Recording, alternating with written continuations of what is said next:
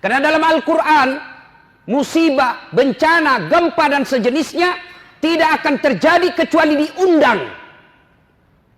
Bahasa agamanya, bahasa Qur'annya, musibah itu datang karena diundang oleh manusia.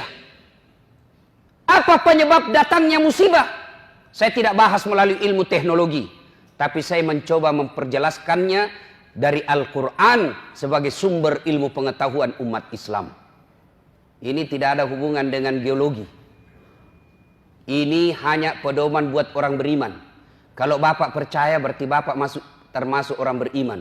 Kalau Bapak bilang tidak ada hubungannya berarti Bapak pura-pura beriman. Apa landasannya? Silahkan buka Al-Quran, surah Al-Imran ayat 112.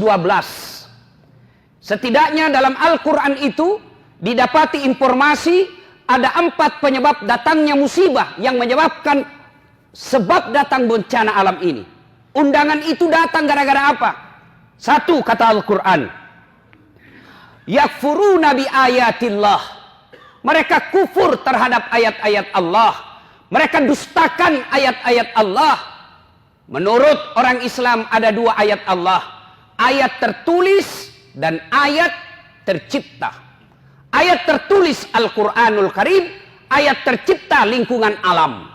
Bagaimana sikap manusia khususnya bangsa Indonesia terhadap ayat-ayat Allah? Coba ngaku beriman, ngaku ketuhanan yang Maha Esa. Bahkan ditulis, dideklarasikan dalam Undang-Undang Dasar Republik Indonesia. Konstitusi kita mengakui dengan rahmat Allah yang Maha Kuasa. Atas berkat rahmat Allah kita merdeka. Tapi apa kelakuan bangsa Indonesia? Azan, pembacaan ayat suci di Quran dianggap mengganggu. Coba Al-Quran, katanya kita umat beragama, katanya kita percaya kepada Tuhan yang Maha Esa. Kok bisa-bisanya pengajian mengganggumu?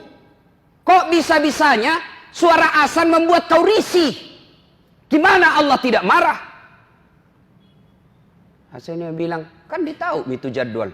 Namanya juga, jangan terlalu keras. Ya namanya panggilan pasti dikeras. Allahu Akbar, Allahu Akbar. Ya namanya panggilan pasti dikeraskan.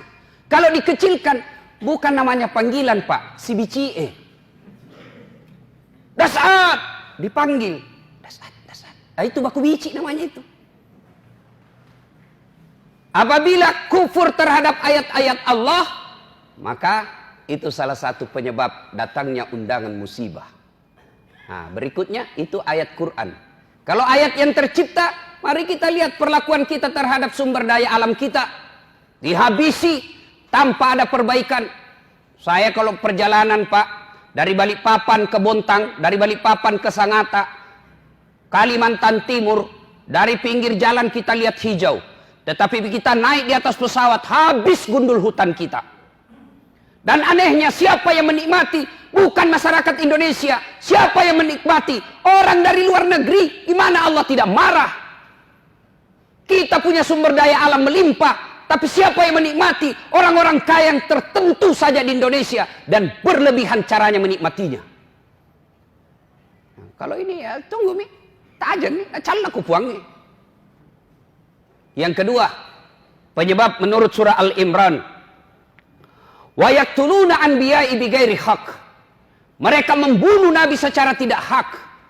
Nah, bila mahasiswaku di Unhas, bagaimana caranya membunuh nabi Ustaz? Nah, tidak ada nabi. Secara fisik kita tidak akan membunuh nabi lagi sekarang. Tapi apa cara kita membunuh nabi? Sunnah-sunnahnya kita bunuh. Sunnah-sunnahnya kita injak. Mana sunnah-sunnah nabi? Ayo kita lihat saja. Pengantin. Jelas-jelas Nabi menjelaskan, kau makan dan minum duduk, karena makan dan minum berdiri adalah cara seperti setan. Tapi apa yang terjadi di tengah-tengah kita? Gedungnya Islamic Center, pengantinnya bapaknya haji dua-duanya, turut mengundang alim ulama. Tapi apa yang terjadi ketika pesta pengantin? Standing party. Dan kita bangga dengan itu. Pantas sunnah-sunnah Nabi kita injak-injak.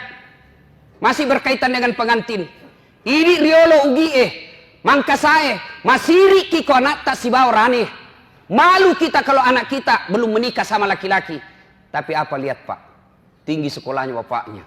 Profesor doktor bapaknya. Tokoh masyarakat bapaknya. Kita lihat undangan pengantinnya. Belum ijab kabul anaknya sudah baku peluk. Fotonya di undangannya. Jangan lihat Pak. Yang mengundang tinggi sekolahnya. Tokoh masyarakat. Disegani. Terpopuler di satu kampung.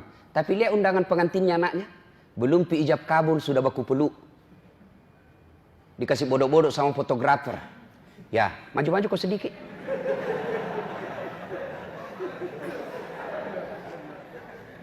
Kita injak-injak sunnah Nabi. Nabi menginformasikan dalam hadisnya diriwayatkan oleh Bukhari. Haram merubah nasab. Haram mengerubah silsilah orang tua kita. Dek nawad dingi robah sana anak natawe. Tapi apa yang terjadi?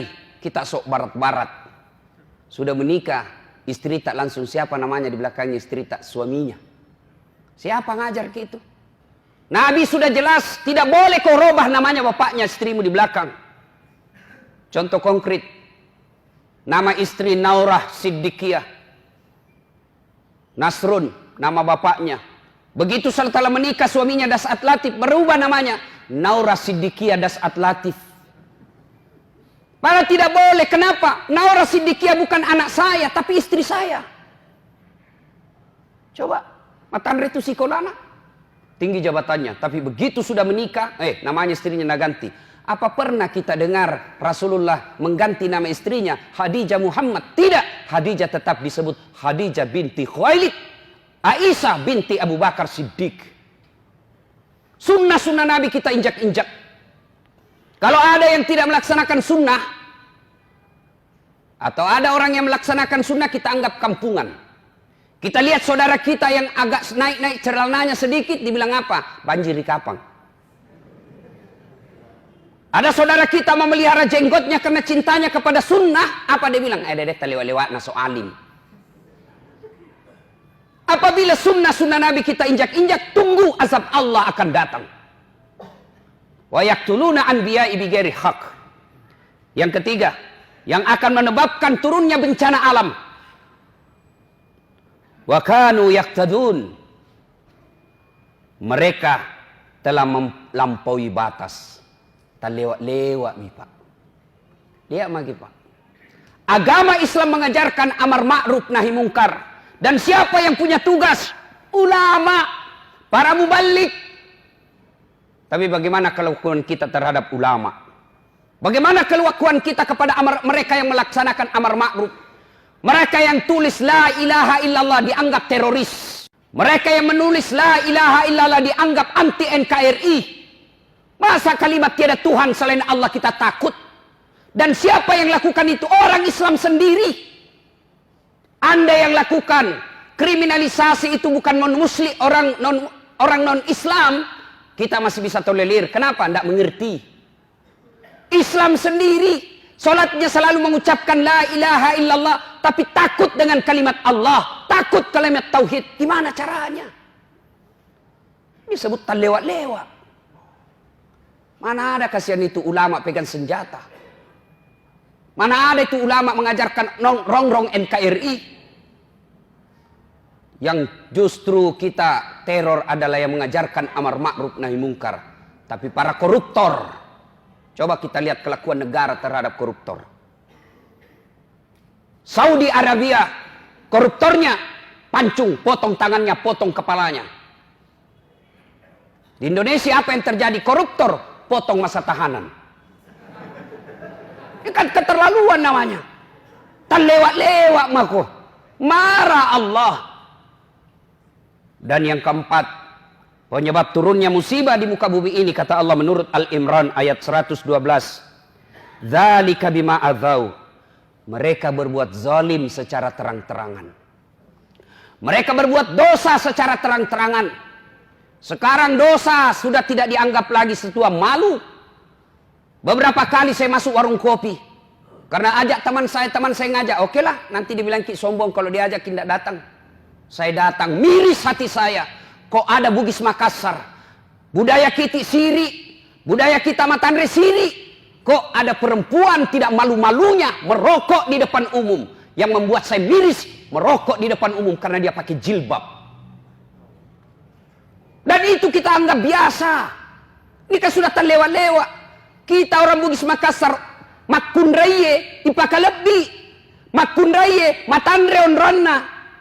Tapi kok bisa-bisanya pakai jilbab dengan rapi di depan laki-laki, orang banyak meliriknya, dia santai dan merasa tidak malu merokok di depan umum pakai jilbab. Ini yang disebut zalika bima azau. Mereka berbuat zalim secara terang-terangan. Belum lagi pembuat dosa, dosa zina secara terang-terangan. Mereka secara terang-terangan membuat komunitas. Tidak malu deklarasikan dirinya. Riolo makadete oma siri koma pigau salah. Sekarang apa dia bilang? Biasa nih. Dulu kalau ada perempuan hamil diusir dari kampungnya. Masuk kok upaka siri kasih di kampung. Bapak rela dia buang anak gadisnya. Untuk apa? Karena dianggap membuat aib buat keluarga. Sekarang apa? Nyata-nyata hamil 7 bulan pesta besar-besaran. Kejadian-kejadian seperti ini. Itu yang membuat azab Allah cepat datang. Lalu orang bilang begini, kalau negara barat bagaimana Ustaz? Lewat-lewat itu. Jepang lah misalnya. Oh jangan salah Pak. Jepang itu, saya sudah berapa kali ke sana, akhlaknya tinggi Pak. Tidak ada tukang tipu. Pejabatnya baru dituduh korupsi, mundur dan bunuh diri. Kita sudah tertuduh, bahkan terponis, bahkan terpidana, sudah terbukti, sudah dipenjara, tidak malu jadi caleg.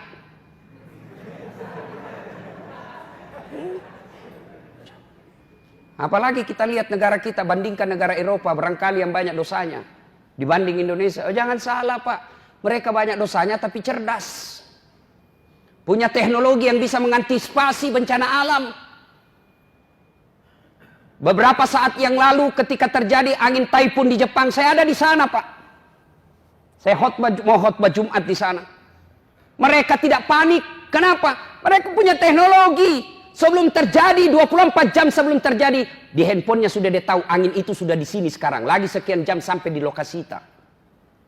Apa di Indonesia? Sejak 2012, ternyata alat pencatat deteksi dini tsunami sudah rusak. Sejak 2012 baru Pina kasih tahu Ki. Kalau begini negara kita, jangan salah. Nauzubillah min zalik. Mudah-mudahan kejadian di Palu, Donggala, Sigi menjadi pelajaran buat kita semua. Merugi orang yang diberikan teguran oleh Allah, lalu tidak mengambil iktibar pelajaran dari itu. Ya ko yalenno paringarseng, yalenno paringereng. Kau sudah ditegur, lalu kau tidak ingat juga. Inna azabi lazadid. Sesungguhnya azabku sangat pedih. Bencana alam ini sesungguhnya ada 3 sifatnya. 1, ujian. 2, teguran. 3, hukuman. Apa bedanya Ustadz? Tergantung siapa yang ditimpa. Apabila orang beriman, orang baik, hancur rumahnya, meninggal istrinya, maka sesungguhnya orang alim itu kena ujian. Namanya ujian mau naik pangkat, namanya ujian mau naik kelas. Anak-anak mahasiswa kalau mau jadi sarjana tentu nulis skripsi berat. Kenapa? Anda mau mendapat gelar sarjana. Ujian. Yang kedua, teguran. Siapa mereka yang ditegur? Orang baik yang berbuat salah. Orang baik yang berbuat salah. Dia yang sholat, dia juga yang korupsi. Dia yang rajin sedekah, dia juga yang makan barang haram. Dia yang juga amar ma'ruf, dia juga yang melakukan kemungkaran. Ditegur, mari ngerako, kembali kau ke jalan yang lurus.